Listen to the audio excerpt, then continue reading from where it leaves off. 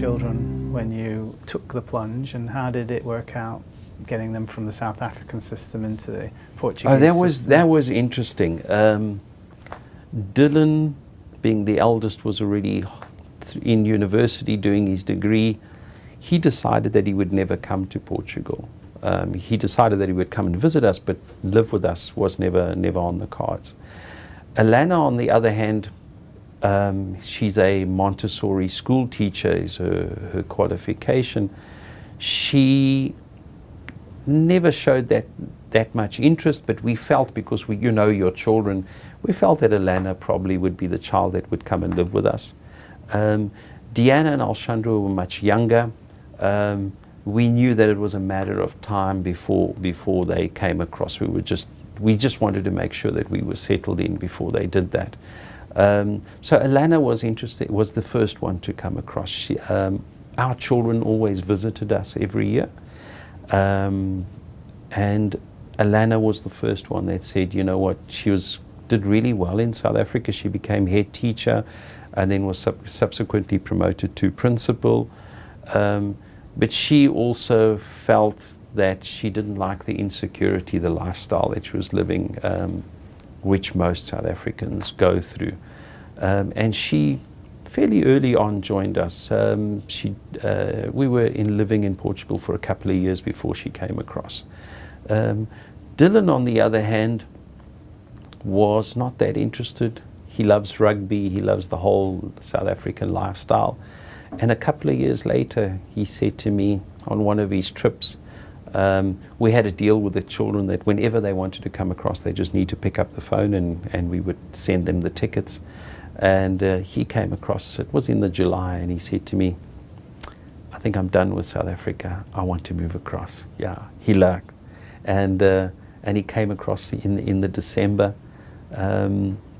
And he loves the country. Dylan's a musician. He's a wonderful voice. And he very quickly settled in. He took a clear decision that his friends were all going to be Portuguese. He was going to learn the language. And he's a little bit of a superstar in our little villages. You know, people know him in the area. He's probably the only blonde-haired, blue-eyed boy in the area. But Dylan plays in the local pubs and stuff like that. He settled in very, very, very quickly. He was probably the child that we thought wouldn't come to Portugal. You know, he was the one that was the most South African in terms of that. Deanna then joined us, I think a year or two later. She wanted to finish off school in Portugal, so she came across and she went to the local Portuguese school. We enrolled her in the professional school in Portugal. You have the normal state school, but children who are less academic go through the professional school system. What it does do is it qualifies them for a specific job as opposed to a general education. Deanna was never that keen to go to university, so we got her into the local professional school. She did that. They were wonderful. The classes, the Portuguese school system's wonderful. The Portuguese, by their nature, will always complain about it because it's never good enough, but it's great. It's a great, great system. Classes very small, teachers very caring, really, really nice. And she did what do they call the program? Events management course. So she did the events management course, finished the course at the top of her class, learned the language. So Deanna is one of the fortunate children that speaks and writes Portuguese as well. And then decided that she wanted to go and get some experience in London. Fortunately, because she now has her citizenship, we didn't need to worry. She pretty much in December said she's going to London in about the end of February. We booked her a flight, went across, started looking for a job, settled into it, got a job offer, settled into the job. There was nothing else we needed to do. The involvement, fortunately, as a citizen of the Union, you don't have to worry about any of these things. You can work in the UK freely. Registered herself on the National Health, and now she's living in the UK. Loves it. Going through that phase that I never had the opportunity to do in my generation, but absolutely enjoying herself. Alshandra, the younger one, decided to go to university in South Africa. She was a bit worried about the language difference. She felt that being more academic, she felt that she wanted to go to university in South Africa. So she is currently at Cape Town UCT, or Cape Town University, doing her degree with the intention of doing a postgrad in Europe. Yeah. Talk us through the immigration journey that you went through as a family. Oh wow, yeah.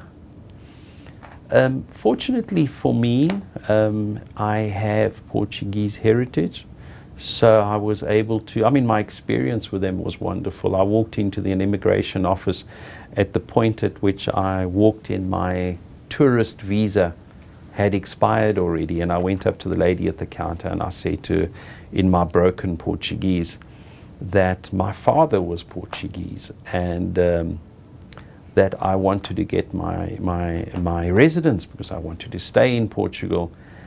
And I said, but I don't know what to do.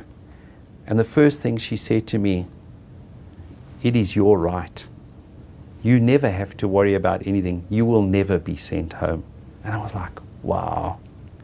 And we then went through the process of finding my father's birth certificate. The birth certificate system in Portugal is quite different to most other countries. It's more a record of your life. So it shows your parents, it shows whether you are married or not, it shows how many children you had and when they were born. It's a record of your life. That's why the Portuguese will often tell you that they need a Portuguese certificate that is not older than 6 months, because it tracks your life throughout your life, which made our job so much easier.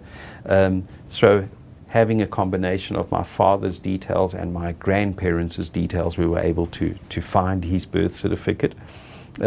We had my parents' marriage registered, which was done post-mortem. My father had already passed away. Registered my brothers, and in a space of about 6 months, I had my Portuguese citizenship in my case. With our kids, they did the 5-year program, exactly the same route that our clients are taking through the Golden Residence program. With Alana, we because she came across on a tourist visa, which was then converted into residence. She had to go through the 5-year journey. We had to prove that we had to produce original birth certificates, police clearances.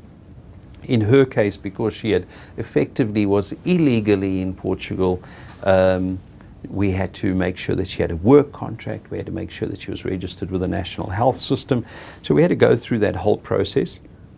And Alana has now done her permanent residence. She's now got permanent residence, and now is going through that phase a year later into her citizenship. So very soon she'll have her own Portuguese passport as well, yeah.